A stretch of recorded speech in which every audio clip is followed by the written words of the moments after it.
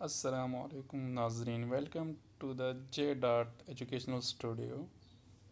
तो आज हम जिस टॉपिक पे बात करने जा रहे हैं जी नाजरीन, मोस्ट इम्पॉर्टेंट टॉपिक है रिलेटेड टू एपिडेमियोलॉजी। रिसर्च में भी इसकी काफ़ी इम्पोर्टेंस है और बायोस्टेट में भी। तो टॉपिक का नाम है measure of disease frequency. Measure of disease frequency में हम 3 मैथमेटिकल पैरामीटर्स के बारे में हम डिस्कशन करेंगे बारी बारी। उनमें से सबसे फर्स्ट वाला जो है वो हम रेशो की बात करेंगे, फिर प्रोपोर्शन की बात करेंगे और फिर रेट की बात करेंगे। तो नाजरीन, इन तीनों कंसेप्ट में डिफ्रेंशिएशन के लिए को कंसेप्चुअल अंडरस्टैंडिंग के लिए आप वीडियो को एंड तक देखते रहिएगा। इंशाल्लाह आपका कंसेप्ट क्लियर होगा। आगे बढ़ने से पहले हम नॉमिनेटर और डिनॉमिनेटर से रिलेटेड कंसेप्ट को क्लियर करते हैं। तो नॉमिनेटर क्या होता है? नॉमिनेटर मोस्टली इसमें हम मोस्टली नंबर ऑफ़ केसेस की बात करते हैं या इवेंट्स या आइटम्स की बात करते हैं। ये जो नंबर ऑफ़ केसेस, इवेंट्स या आइटम्स होते हैं, ये जो डिनॉमिनेटर होगा उसके पार्ट्स हो भी सकते हैं या नहीं भी हो सकते हैं। तो मोस्टली डिनॉमिनेटर में हम लिखेंगे टोटल पॉपुलेशन, आइटम्स या इवेंट्स की बात करेंगे, ठीक है ना। तो मोस्टली हम डिनॉमिनेटर में टोटल पॉपुलेशन की बात करते हैं। अब ये नीचे एग्जांपल्स देख लें तो आप इसमें इससे नॉमिनेटर और डिनॉमिनेटर के बारे में कंसेप्ट को समझ जाएंगे। ये जो डिवीजन की लाइन है इसके ऊपर हम जो लिखते हैं ये नॉमिनेटर है। इसमें हम मोस्टली नंबर ऑफ़ केसेस की बात करते हैं। ये नॉमिनेटर जो है ना, नीचे वाला डिनॉमिनेटर का पार्ट हो भी सकता है या नहीं भी हो सकता, ठीक है। जबकि डिनॉमिनेटर में हम टोटल पॉपुलेशन की बात करेंगे। अब इस एग्जांपल में देखें, एक क्लास है फॉर एग्जांपल जिसमें टोटल 30 स्टूडेंट हैं। अब इन 30 स्टूडेंट में 20 स्टूडेंट जो हैं मेल हैं, 10 स्टूडेंट फीमेल हैं, ठीक है ना।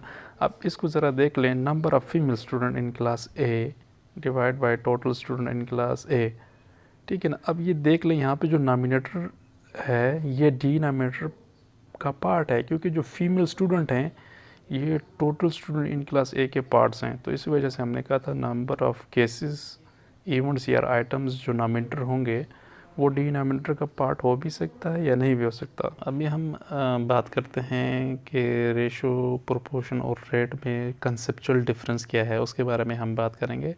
थोड़ा अपने कंसेप्ट बनाएंगे, उसके बाद फिर हम इंडिविजुअली इन तीनों को डिस्क्राइब करेंगे। तो सबसे पहले हम बात करते हैं रेशो।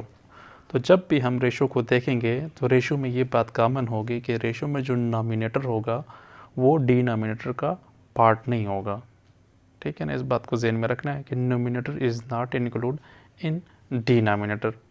जबकि प्रोपोर्शन क्या है, प्रोपोर्शन जो है वो रेशो के अपोजिट है। प्रोपोर्शन में क्या होगा, numerator is include in denominator, मतलब नॉमिनेटर जो है वो डिनॉमिनेटर का पार्ट होगा। और यहाँ पे time is not include in denominator, जो डिनॉमिनेटर होगा उसके साथ हम टाइम मेंशन नहीं करेंगे। जबकि जो तीसरा मैथमेटिकल पैरामीटर है मेजर ऑफ फ्रीक्वेंसी डिजीज़ में वो है रेट। अब रेट में क्या होगा, रेट और प्रोपोर्शन में थोड़ा डिफरेंस है, ठीक है ना। जिस तरह हमने कहा कि रेशो और प्रोपोर्शन अपोजिट हैं, इसी तरह प्रोपोर्शन और रेट में थोड़ा डिफरेंस है, ठीक है ना। अब रेट में भी क्या होगा, नॉमिनेटर जो है वो क्या होगा, डिनॉमिनेटर का पार्ट होगा।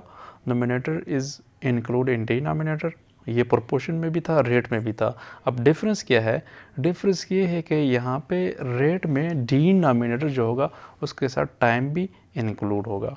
तो इन तीनों मैथमेटिकल पैरामीटर्स में आपने कंसेप्चुअली डिफ्रेंशिएट करना है, इन तीन चीज़ों को जहन में रखते हुए। जी वीवर, इस डायग्राम को देखते हैं।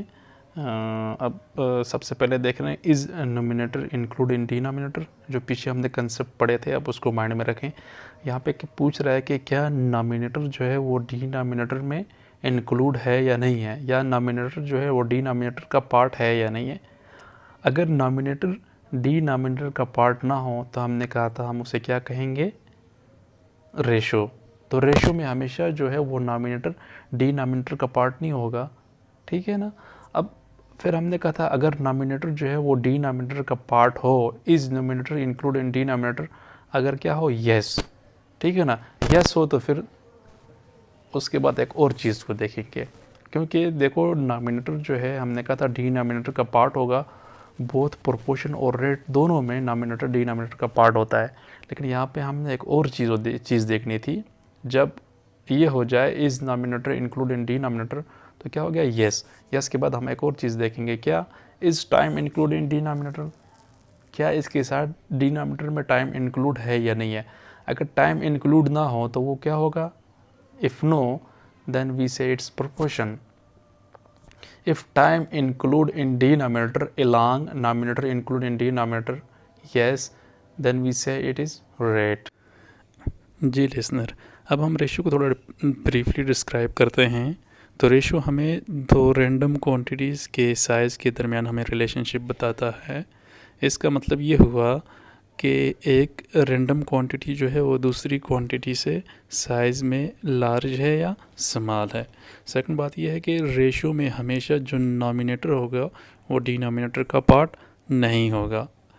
तीसरी बात यह है कि रेशियो को अब हम ऑब्टेन किस तरह करेंगे, by dividing one quantity with another random quantity. इसमें जो नॉमिनेटर और डिनोमिनेटर होंगे ये इंडिपेंडेंट होंगे। इंडिपेंडेंट का मतलब है कि नॉमिनेटर डिनोमिनेटर का पार्ट नहीं होगा।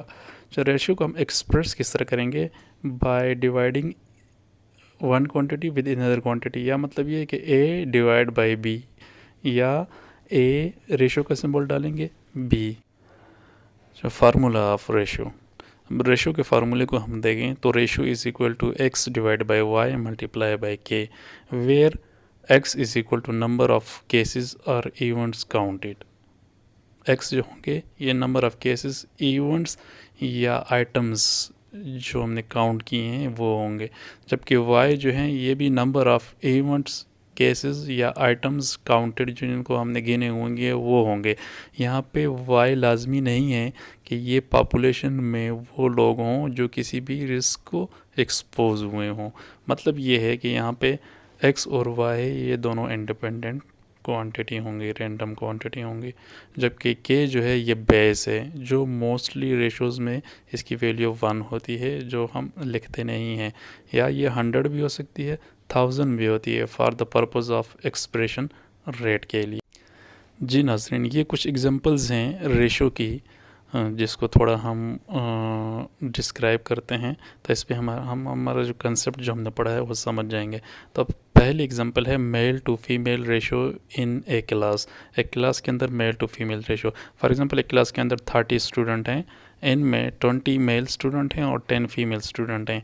अब यहाँ पे देखो जो हमने फार्मूला पढ़ा था रेशो का, तो ratio is equal to number of male student in a class divide by number of female student. तो ये क्या हो जाएगा, मेल स्टूडेंट 20 हैं और फीमेल स्टूडेंट 10 हैं, तो ये रेशो आ जाएगा इनमें 2:1। ठीक है ना। तो हमने कहा था रेशो में दो रैंडम क्वांटिटीज़ के साइज़ के दरमियान हमें रिलेशनशिप बताता है। तो यहाँ पे इसने क्या बताया, इसने बताया कि मेल की तादाद क्लास के अंदर ज़्यादा है बनिस्बत फ़ीमेल से। ठीक है ना, एक फ़ीमेल स्टूडेंट होगी क्लास में तो 2 मेल स्टूडेंट होंगे। इसी तरह सेकंड एग्जांपल को हम तो देखें, डॉक्टर टू पॉपुलेशन रेशो। यहाँ पे भी देखो नॉमिनेटर में क्या होगा, number of doctors, divide by denominator में क्या होंगे, टोटल पॉपुलेशन। तो यहाँ पे ये दोनों क्वांटिटीज़ जो हैं ये भी एक दूसरे से डिफरेंट हैं। यहाँ पे भी नॉमिनेटर जो है वो डिनोमिनेटर का पार्ट नहीं है। इसी तरह नर्स टू पेशेंट रेशो, ठीक है, यहाँ पे नॉमिनेटर में नर्स है और डिनोमिनेटर में क्या है, पेशेंट्स हैं। इसी तरह जो लास्ट एग्जांपल है चाइल्ड वोमेन रेशो, इसी में नॉमिनेटर जो है वो नंबर ऑफ़ चिल्ड्रन है और डिनोमिनेटर में वोमेन है। ठीक है ना। तो अब इन सब एग्जांपल्स को देखें तो आपको आइडिया हो जाएगा, यहाँ पे नोमिनेटर और डिनोमिनेटर टोटली क्या है, इंडिपेंडेंट हैं। ठीक है ना, नॉमिनेटर और डिनोमिनेटर टोटली क्या है, इंडिपेंडेंट हैं। तो इससे आपको आइडिया हो जाएगा कि रेशो जो है वो हमेशा हमें दो रैंडम क्वांटिटीज़ के साइज़ के दरमियान में हमें रिलेशनशिप बताता है, और रेशियो में हमेशा नॉमिनेटर जो है वो डिनोमिनेटर का पार्ट नहीं होगा। तो लास्ट में हम एक सिनेरियो को एक्सप्लेन करते हैं जिससे आपका कंसेप्ट मज़ीद क्लियर हो जाएगा। तो सुनिए, सिनेरियो जो है वो कुछ इस तरह है, a university has 4000 male students and 2000 female student, the ratio of male to female student. तो इसमें उसने मेल और फीमेल स्टूडेंट के दरमियान रेशो पूछा हुआ है। तो फार्मूला क्या होगा यहाँ पे, ratio is equal to number of male student divide by number of female student. ठीक है, अब यहाँ पे नॉमिनेटर और डिनोमिनेटर को देखें, दोनों क्या है, टोटली इंडिपेंडेंट हैं। ठीक है ना, यहाँ पे नॉमिनेटर जो है वो डिनोमिनेटर का पार्ट नहीं है। अगर टोटल स्टूडेंट हम देखा जाए तो इस क्लास में कितने हैं, 6000 हैं। अब देखिए फार्मूले में हम इन वैल्यूज़ को पुट करते हैं, नंबर ऑफ़ मेल स्टूडेंट 4000 हो जाएंगे और नंबर ऑफ़ फीमेल स्टूडेंट 2000 हो जाएंगे। इसको जब हम सॉल्व करेंगे तो 2:1 आ जाएगा। इसका मतलब क्या हुआ, क्लास में जो मेल स्टूडेंट की तादाद है वो ज़्यादा है बनिस्बत फ़ीमेल स्टूडेंट की क्लास। ठीक है ना, एक फ़ीमेल स्टूडेंट होगी तो क्लास में 2 मेल स्टूडेंट होंगे। तो ये रेशो हमें बता रही है मेल स्टूडेंट्स जो है ना ग्रेटर तादाद में हैं as compare to female student. तो इस एग्जांपल से हमें पता चल गया जो हमने रेशो में पढ़ा था कि रेशो हमें 2 रैंडम क्वांटिटीज़ के साइज़ के दरमियान में हमें रिलेशनशिप बताता है। सेकंड बात हमने की थी कि यहाँ पे नॉमिनेटर जो है वो डिनोमिनेटर का पार्ट नहीं होगा। ठीक है, और रेशो को हम एक्सप्रेस भी इसी तरह करते हैं।